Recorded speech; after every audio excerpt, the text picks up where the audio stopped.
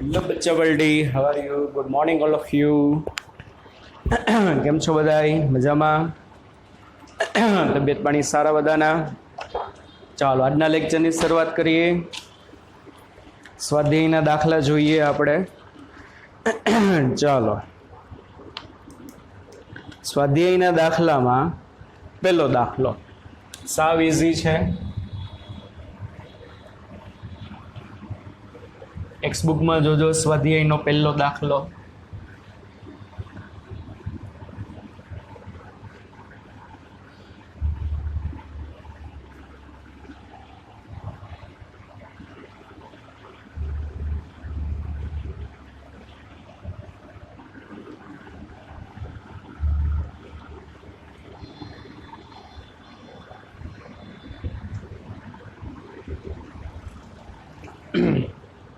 એકદમ સહેલો દાખલો. કાર્ય ધન કે ઋણ, ધન કે ઋણ એવું જ કહેવાનું છે, બીજું કાંઈ નથી એમાં. એક જ મિનિટ બોલો ને ભાઈ.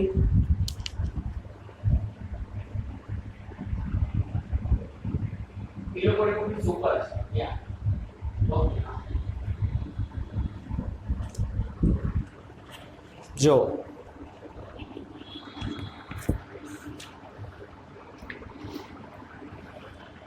પહેલામાં 5 કેસ આપેલા છે. પહેલા કેસમાં જો શું કહે છે, કોઈ પદાર્થ ઉપર થતા કાર્યનું ચિહ્ન સમજવું અગત્યનું છે. ચિહ્ન મતલબ ધન છે, ઋણ છે કે જીરો છે. ચિહ્ન, ચિહ્ન નહીં, ચિહ્ન, સંજ્ઞા.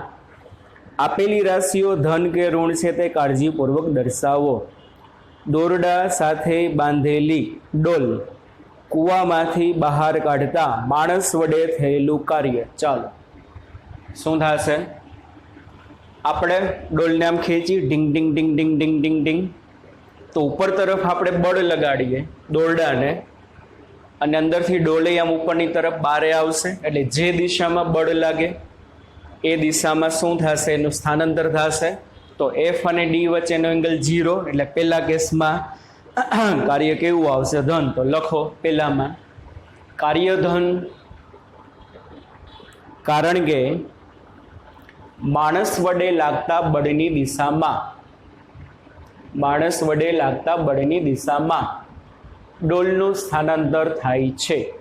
કાર્યધન કારણ કે માણસ વડે થતા લાગતા બળની દિશામાં ડોલનું સ્થાનાંતર થાય છે.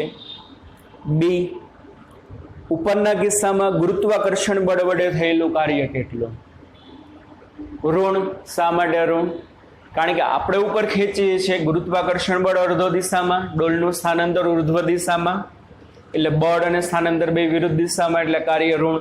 તો બીમાં લખો કાર્ય ઋણ, કારણ કે કાર્ય ઋણ કારણ કે ગુરુત્વાકર્ષણ બળ અર્ધો દિશામાં તથા ડોલનું સ્થાનાંતર ઉર્ધ્વ દિશામાં હોવાથી કાર્ય ઋણ. સી, ઢળતા સમતલ ઉપર લપસતા પદાર્થ પર ઘર્ષણ બળ વડે થતું કાર્ય. આટલું યાદ રાખવાનું, ઘર્ષણ બળ વડે થતું કાર્ય હંમેશા કેવું હોય? ઋણ. તો સીમાં લખો કાર્ય ઋણ, કારણ કે ઘર્ષણ બળ ગતિની વિરુદ્ધ દિશામાં લાગે. આથી ડી, ખડબચડા સમ ક્ષિતિજ રસ્તા પર નિયમિત વેગથી ગતિ કરતા પદાર્થ પર લગાડેલા બળ વડે થતું કાર્ય. ઘર્ષણ બળ વડે નથી કીધું, બળ વડે લગાડેલું કાર્ય. તો કેટલું થશે? ભલે ને ખડબચડો રસ્તો હોય, જો ખડબચડા રસ્તા ઉપર તમે એક વખત પદાર્થને બળ લગાડી દો અને પછી મૂકી દો તો શું થાય? ધીમે ધીમે એનો વેગ ઘટતો જાય. કારણ કે ઘર્ષણ બળ ગતિની વિરુદ્ધમાં હશે. એટલે ઘર્ષણ બળ વડે વર્ક નેગેટિવ. પણ ખડબચડા રસ્તા ઉપર આપણે કોઈ પણ પદાર્થની ગતિ કન્ટિન્યુ રાખવી હોય તો કન્ટિન્યુ ગતિની દિશામાં બળ લગાડવું પડે કે નહીં? અને જે દિશામાં બળ લાગે એ દિશામાં શું થાય? સ્થાનાંતર. તો ડીમાં લખો કાર્ય ધન, કારણ કે ખડબચડા રસ્તા પર જે દિશામાં બાહ્ય બળ લાગે તે દિશામાં પદાર્થનું સ્થાનાંતર થાય. ચાલો ઈ, દોલન કરતા લોલકને સ્થિર કરવા માટે હવાના અવરોધક બળ વડે થતું કાર્ય આઈ ઋણ. એટલું યાદ રાખવાનું, ઘર્ષણ બળ હોય, અવરોધક બળ હોય. કારણ કે જો લોલક આમ હવામાં દોલન કરતું હોય તો ધીમે ધીમે એના દોલનો મંદ પડે ને. કાંઈના દોલનો મંદ પડે? હવાના અવરોધને કારણે. હમણાં તમને કીધું એમ, ઘર્ષણવાળી સપાટી ઉપર તમે પદાર્થને એક વખત ફેંકી દો તો ધીમે ધીમે એનો વેગ ઘટે. ઘર્ષણ બળને કારણે એની ગતિનો વિરોધ કરે. તો અવરોધક બળ હોય, ઘર્ષણ બળ હોય, એના વડે હંમેશા કાર્ય ઋણ. તો ઈમાં લખો કાર્ય ઋણ. કારણ કે હવાનું અવરોધક બળ, હવાનું અવરોધક બળ લોલકના દોલનોની વિરુદ્ધ દિશામાં લાગે. હવાનું અવરોધક બળ લોલકના દોલનોની વિરુદ્ધ દિશામાં લાગે. આથી કાર્ય ઋણ. ચાલો બીજો દાખલો.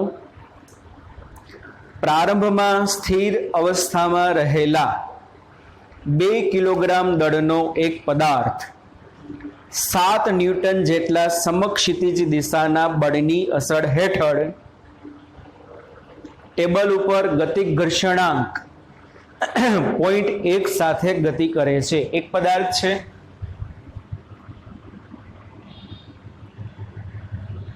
પ્રારંભમાં સ્થિર છે એટલે ઇનિશિયલ વેગ 0,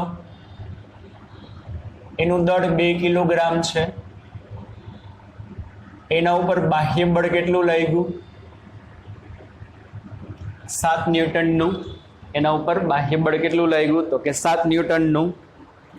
અને જે સપાટી ઉપર ગતિ કરે છે સપાટીનો ગતિક ઘર્ષણાંક મ્યુ કે 0.1, બરોબર. તો આપેલી ગણતરીઓ કરો અને તમારા પરિણામનું અર્થઘટન કરો. ચાલો પહેલું શું કીધું છે? લગાડેલા બળ વડે 10 સેકન્ડમાં થયેલું કાર્ય. બળ વડે કેટલું કાર્ય? ચાલો પહેલા તો જોવો જોઈ.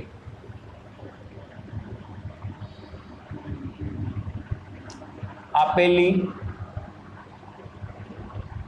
સપાટી માટે ગતિક ઘર્ષણ બળ Fk બરાબર મ્યુ કે n, અને n બરાબર શું થશે બચ્ચા પાર્ટી? mg. એટલે મ્યુ કે એટલે 0.1, m એટલે 2 અને g એટલે 10. 10 લીધું છે કે 9.8? 9.8 કાંઈ નથી કીધું એટલે 9.8 લેવાનું. એટલે આ તમારો જવાબ આવશે 19.6. એને ગુણ્યા 0.1 એટલે 1.96 ન્યૂટન. આપેલી સપાટી માટે ગતિક ઘર્ષણ બળ કેટલું હશે? 1.96 ન્યૂટન. હવે તમને શું કીધું? બાહ્ય બળ વડે 10 સેકન્ડમાં કેટલું કાર્ય થયું હોય? તો બાહ્ય બળ તો આપેલું છે અને એનો ગુણ્યા ડી. ડી એટલે 10 સેકન્ડમાં કરેલું સ્થાનાંતર. પદાર્થે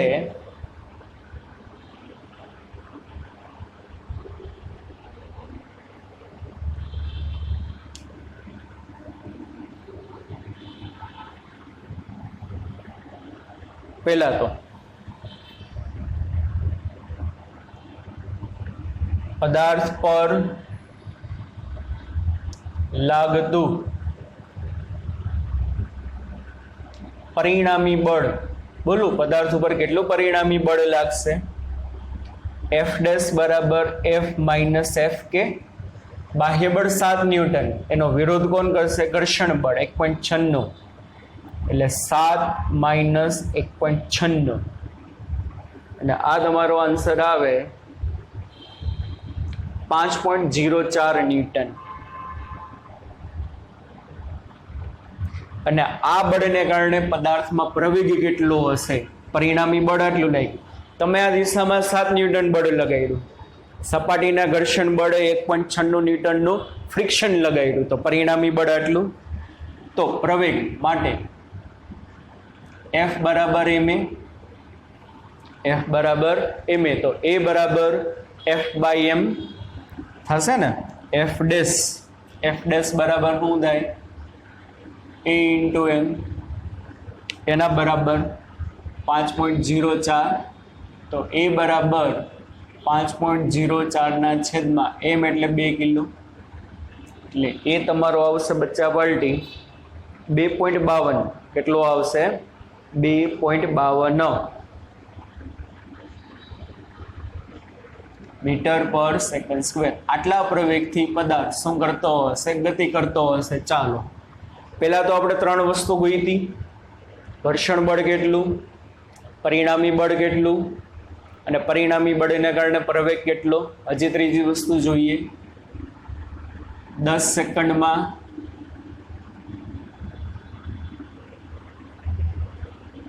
પદાર્થનું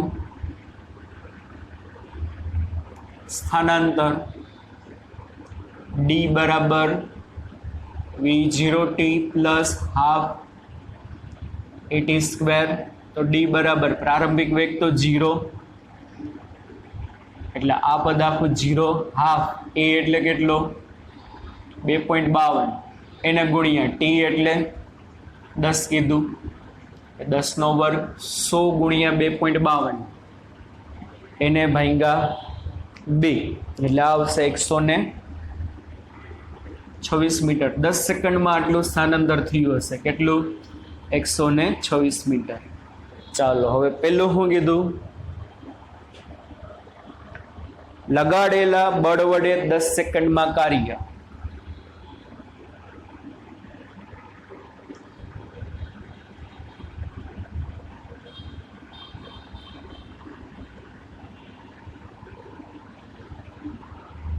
W બરાબર શું થાય? FD cos theta. F એટલે 7, D એટલે 126 ને cos 0. બાહ્ય બળ જે દિશામાં હોય, સ્થાનાંતર એ દિશામાં હોય, તો W બરાબર 882 જૂલ.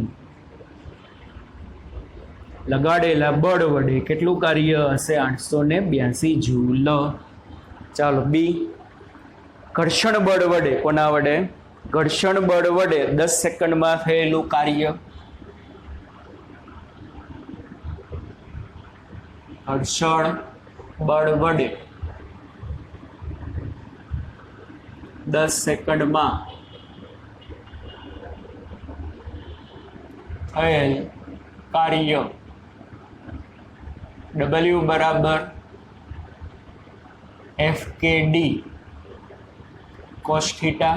તો ચાલો ઘર્ષણ બળ કેટલું આવ્યું? 1.96, D 126, અહીંયા આવે cos 180, cos 180 એટલે -1, એટલે માઇનસ 1.96 ગુણ્યા 126 એટલે આવે -246.9 જૂલ. ઘર્ષણ બળ વડે કેટલું કાર્ય હશે? માઇનસ. શા માટે માઇનસ? કારણ કે ઘર્ષણ બળ ગતિની વિરુદ્ધમાં લાગે. આ બાહ્ય બળ વડે થયેલું કાર્ય, આ ઘર્ષણ બળ વડે. ત્રીજું, 10 સેકન્ડમાં પરિણામી બળ વડે થયેલું કાર્ય. 10 સેકન્ડમાં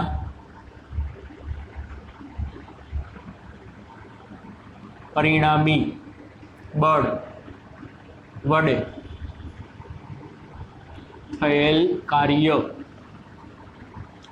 W બરાબર F' cos થીટા. પરિણામી બળ જે દિશામાં હશે દિશામાં સ્થાનાંતર હોય, 5.04 એને ગુણ્યા 126 એને ગુણ્યા cos 0, એટલે આ તમારું બચ્ચા વલટી જવાબ આવશે 635 જૂલ.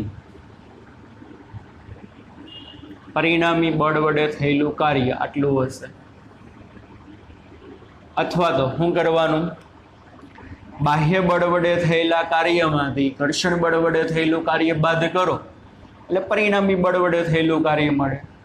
આપણે જે બાહ્ય બળ લગાડ્યું આટલું કાર્ય કરશે, ઘર્ષણ બળ એનો વિરોધ કરે, તો મેં જેટલું કાર્ય કર્યું ને, કાર્ય એટલે ઉર્જા, એમાંથી ઘર્ષણ બળ કેટલું ઓપોઝ કરી નાખશે? આટલું. તો રિઝલ્ટન્ટ કેટલું આવે? આટલું. સિમ્પલ. ડી.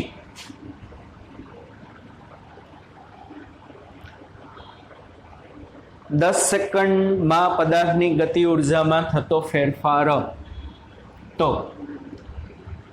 10 સેકન્ડ બાદ પદાર્થનો વેગ v બરાબર v0 પ્લસ at, એટલે કેટલું આવે આ 0 એ એટલે 2.52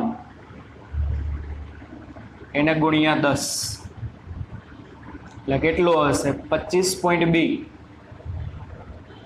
મીટર પર સેકન્ડ. 10 સેકન્ડ બાદ એનો વેગ કેટલો હશે 25.2 મીટર પર સેકન્ડ. ચાલો તો ગતિ ઉર્જાનો ફેરફાર ડેલ્ટા કે બરાબર અંતિમ ગતિ ઉર્જા માઇનસ પ્રારંભિક ગતિ ઉર્જા half M V square minus half M v0 square, એટલે હવે હાફ એને ગુણ્યા એમ એટલે બી, એને ગુણ્યા વી સ્ક્વેર એટલે 25.2 નો વર્ગ માઇનસ હાફ બી પ્રારંભિક વેગ તો 0, એટલે આ પદ 0 થઈ ગયું, બગડો જાય. આનો તમે વર્ગ કરો ને એટલે 635 જૂલ. આ ગણતરી ના કરો તો એ હાલ.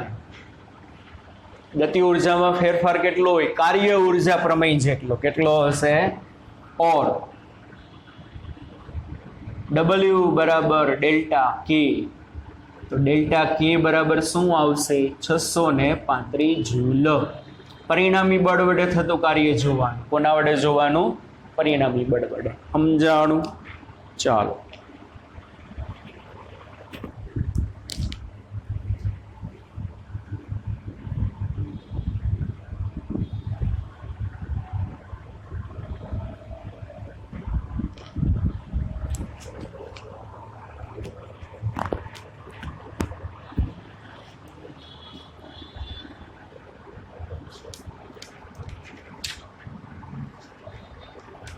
એના પછી સ્વાધ્યાયનો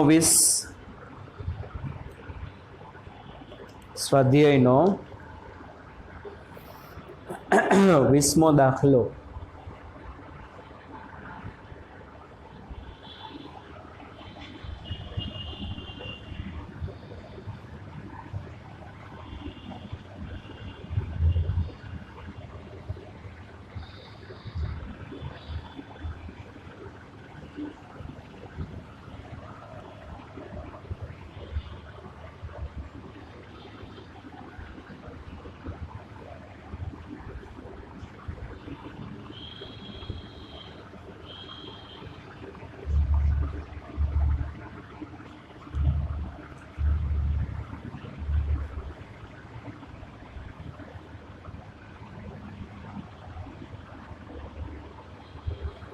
જો સ્વાધ્યાયના 20મા દાખલામાં 0.5 કિલોગ્રામનો એક પદાર્થ સીધી રેખામાં v બરાબર ax⁵2 થી મુસાફરી કરે છે. પદાર્થનું દળ આપ્યું છે m બરાબર 0.5 kg અને એનો વેગ આપ્યો છે v બરાબર ax⁵3t, અને અહીંયા એ પ્રવેગ નથી, એ કંઈક અચળાંક છે, અને એ અચળાંકની આપણને વેલ્યુ આપી છે 5 મીટર⁻⁻½ સેકન્ડ ઇનવર્સ. એ અચળાંક છે ની વેલ્યુ છે 5 મીટર⁻⁻² સેકન્ડ ઇનવર્સ. બરોબર. તો મને શું કીધું છે? તેના x બરાબર 0 થી x બરાબર 2 મીટર સ્થાનાંતર દરમિયાન પરિણામી બળ વડે થતું કાર્ય. શું કીધું? x બરાબર 0 થી x બરાબર 2 મીટરમાં પરિણામી બળ વડે થતું કાર્ય. તો ચાલો શું થશે? પરિણામી બળ વડે થતું કાર્ય W બરાબર ઇન્ટિગ્રેશન x1 થી x2 f dx. બરોબર ને. શોધાશે ઇન્ટિગ્રેશન x1 થી x2 f dx. ચાલો આ થાય.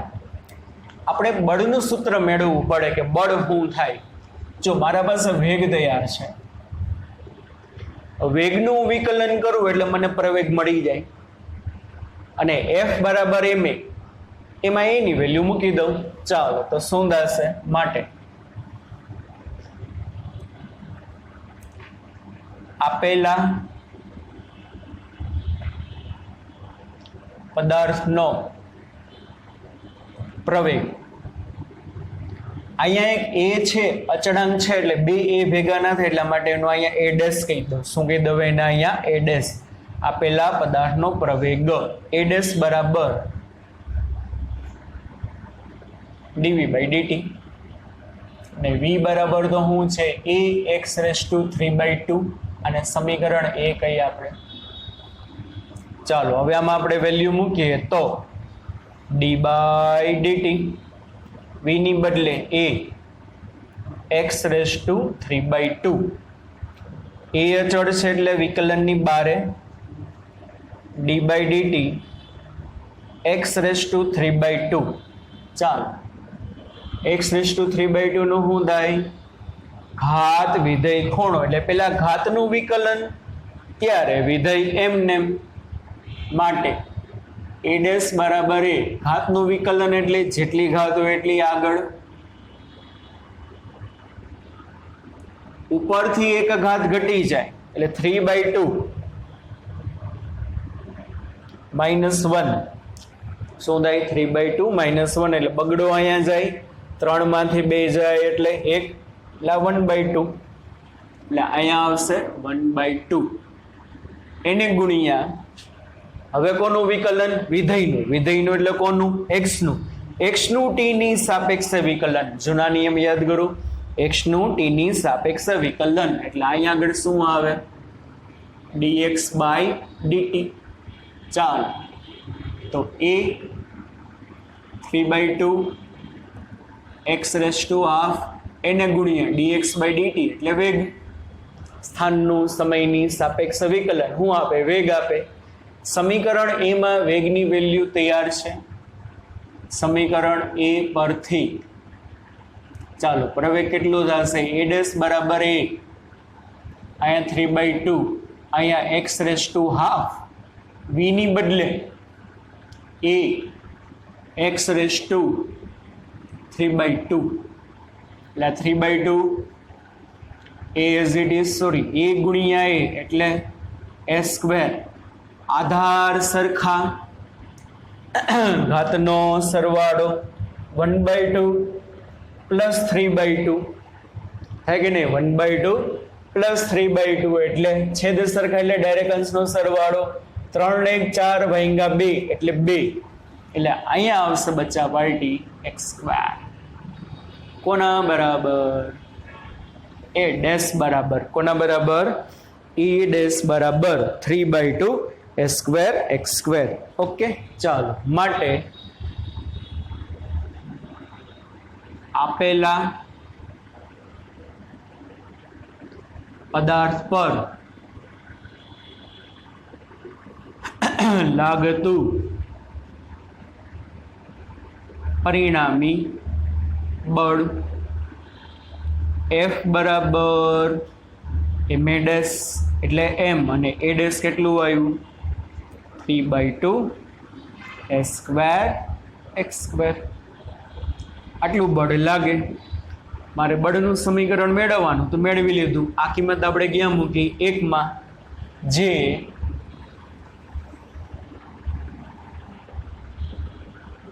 સમીકરણ 1 માં મૂકતા ચાલો સમીકરણ 1 માં મૂકો તો w બરાબર ઇન્ટિગ્રેશન x1 થી x2 f dx. f એટલે 3/2 m a² x² અને dx. ચાલો 3/2 common, m common, a² common. લિમિટમાં શું આવે? 0 થી 2 મીટરનું ગોતવાનું છે. એટલે આને કહેવાય x1, આને કહેવાય x2. એટલે અહીંયા શું થશે? 0 થી 2 x² dx. ચાલો, એક ઘાત વધે, વધેલી ઘાત છેદમાં 0 થી 2. તગડો કેન્સલ થઈ જાય. રેડી? એટલે શું આવે? Half m s². અહીંયા શું આવે બચ્ચા પલટી? Upper minus lower. શું આવશે ત્યાં આગળ?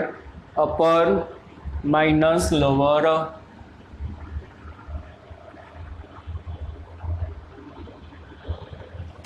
ચાલો, અપર માઇનસ લોવર. 1/2 એમની વેલ્યુ 0.5, એના ગુણ્યા એની વેલ્યુ કેટલી? 5. તગડો તો ઉડી ગયો કાઉન્સમાં. અપર માઇનસ લોવર એટલે અહીંયા 2 નો ઘન માઇનસ 0 નો ઘન. સમજાય છે વાલા બાળકો? આનું જો તમે સાદુરૂપ આપશો એટલે તમારો જવાબ આવશે 50 જૂલ. કેટલો જવાબ આવશે? 50 જૂલ. આટલું વર્ક થાય. જો આ સૂત્ર અનુસાર એનો વેગ બદલાતો હોય તો 0 થી 2 મીટર સુધીમાં થતું કાર્ય કેટલું હશે? 50 જૂલ.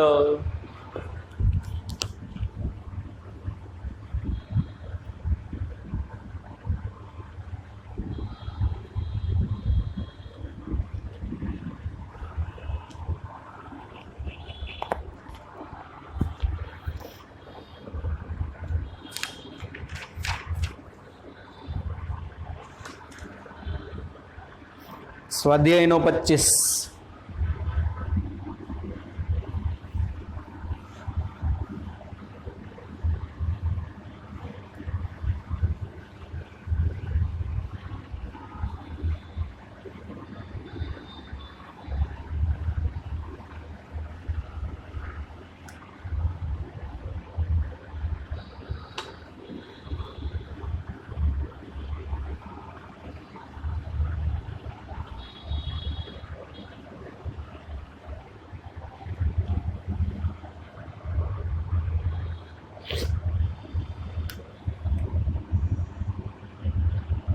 મસ્ત દાખલો છે.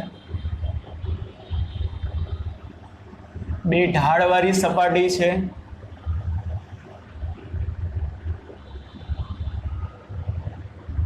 બે ઢાળની ઊંચાઈ સરખી છે, h જેટલી. અહીંયા એંગલ 30 નો છે અને આ એંગલ 60 નો છે. આ બિંદુ એ, આ જમીન, બિંદુ બી, બિંદુ સી. બે ઢાળવાળી સપાટી એ બિંદુ એ ભેગી થાય અને બેયની હાઈટ સરખી છે, પણ આ ઢાળ 30 ડિગ્રીનો ને આ બાજુનો 60 ડિગ્રીનો. શું કે છે જુઓ. બે ઘર્ષણ રહિત રસ્તાઓ, બે રસ્તાઓ કેવા છે? ઘર્ષણ રહિત છે. એક ધીમો અને બીજો ઝડપી ઢાળવાળો એકબીજાને એ પાસે મળે છે. જ્યાંથી બે પથ્થરોને સ્થિર સ્થિતિમાંથી દરેક રસ્તા ઉપર સરકવામાં આવે છે. એટલે બે પથ્થર છે, આ પથ્થર P અને માની લ્યો આ પથ્થર Q. બે સ્થિર સ્થિતિમાં છે એટલે બેની ઇનિશિયલ વેલોસિટી હશે ને v0p v0q. બેની ઇનિશિયલ વેલોસિટી કેવી છે? તો કે 0. આગળ, શું બંને પથ્થરો તળિયે એક જ સમયે પહોંચશે? એટલે બે પથ્થરને તળિયે પહોંચવા માટે લાગતો સમય TP કેટલો અને TQ કેટલો? બરોબર. ચાલો પછી બીજું, શું બંને ત્યાં એક સરખી ઝડપથી પહોંચશે? બે જ્યારે જમીન ઉપર પહોંચે તો ત્યારે જમીન ઉપર પહોંચે ત્યારે બેનો વેગ સરખો હશે કે અલગ અલગ? બરોબર. ચાલો પછી અહીંયા θ1 30, θ2 60 અને ઊંચાઈ કેટલી છે 10 મીટર.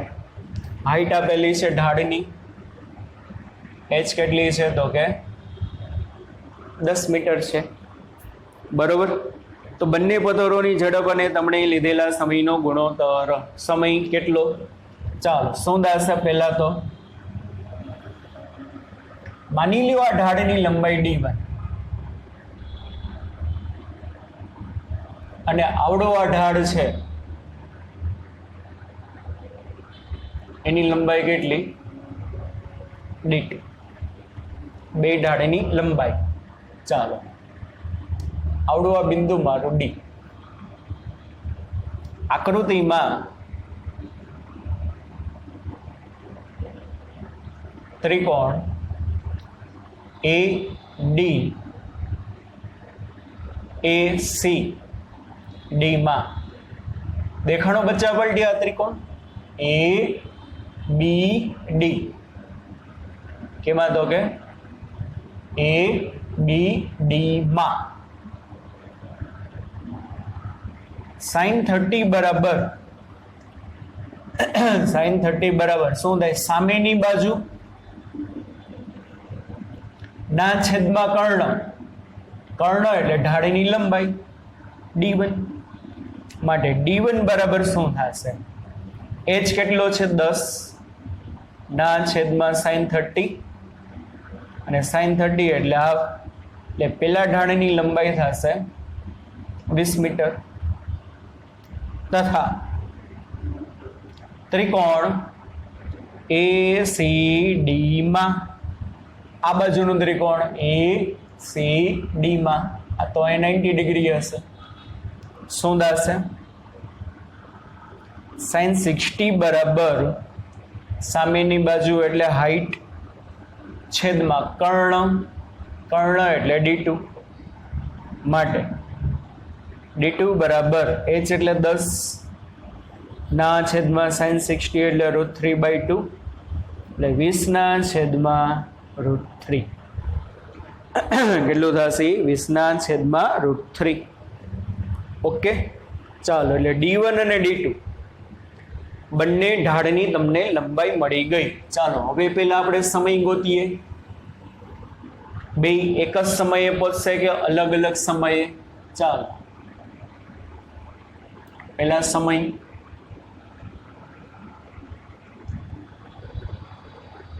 P પદાર્થને જમીન પર પહોંચવાનો સમય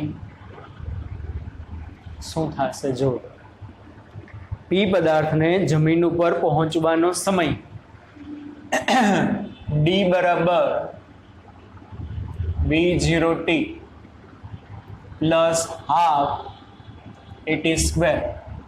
એટલે d1 બરાબર પ્રારંભિક વેગ તો બેના 0 છે જ, હાફ એના ગુણ્યા a1 એટલે શું થશે?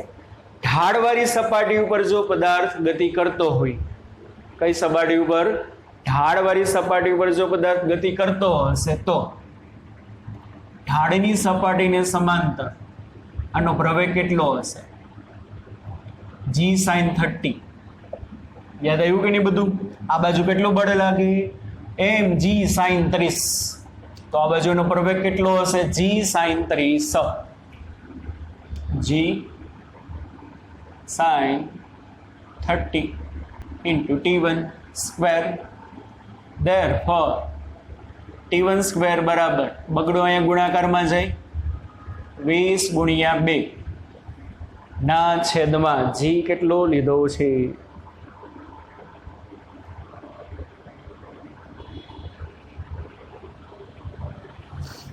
10. બગડો અહીંયા g નીચે, sin 30 નીચે થાય કે નહીં?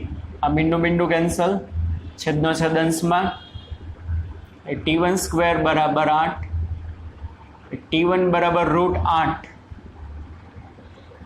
ને √8 એટલે 2.835. આટલી સેકન્ડ. પેલા પદાર્થને જમીન ઉપર પહોંચવામાં આટલો સમય લાગશે. ચાલો, ક્યુ પદાર્થને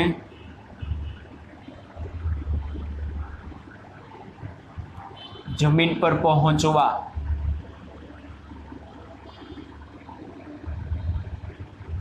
લાગતો સમય શું થશે? આ સૂત્ર અનુસાર d2 બરાબર હાફ. એ એટલે હું એ પદાર્થ આમ જતો હોય નીચે તો આ બાજુ કેટલું બળ લાગે? mg sin 60. તો પ્રવેગ કેટલો હશે? g sin 60.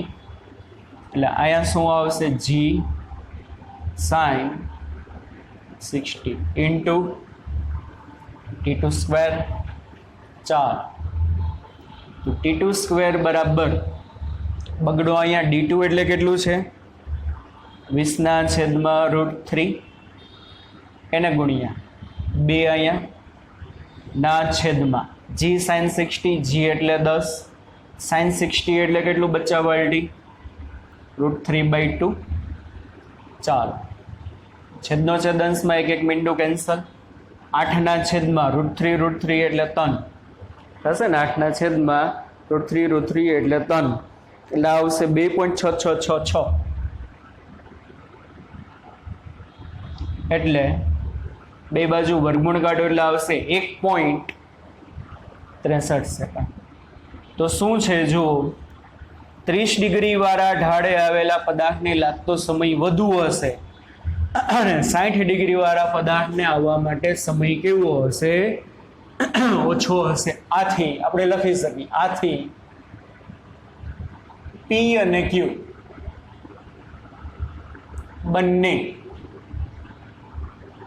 એક સાથે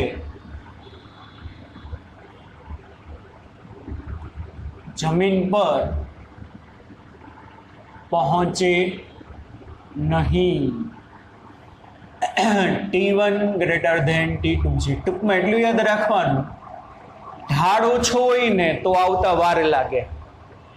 આને આવવામાં વાર લાગી, આને લાગી 2.83 સેકન્ડ અને આને કેટલી લાગી? 1.63 સેકન્ડ. તો ઢાળ વધુ હશે તો વહેલું આવી જશે, ઢાળ ઓછો હશે તો આવવામાં વાર લાગે. પછી બીજું શું કીધું છે?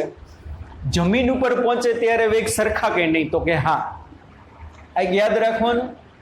અને પહેલાં મેં તમને કીધું છે, બે પદાર્થને તમે એ ઊંચાઈથી પડતા મૂકો તો જ્યારે જમીન ઉપર પહોંચે ને ત્યારે બેની વેલોસિટી સરખી જ હોય. કેટલી હોય? v બરાબર √2g. એટલું યાદ રાખવાનું. આની પહેલા ડિસ્કસ થયું છે આપણે આની પહેલા ચેપ્ટરમાં. ઢાળવાળી સપાટી હોય કે સિરોલમ સપાટી હોય, જમીન ઉપર પહોંચે ને તો એના વેગ સરખા જ હશે. શું થશે? ઉર્જા સંરક્ષણના નિયમ મુજબ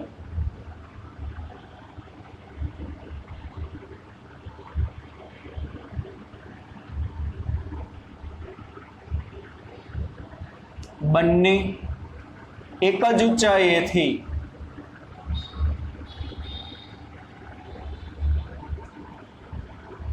જમીન પર આવતા હોવાથી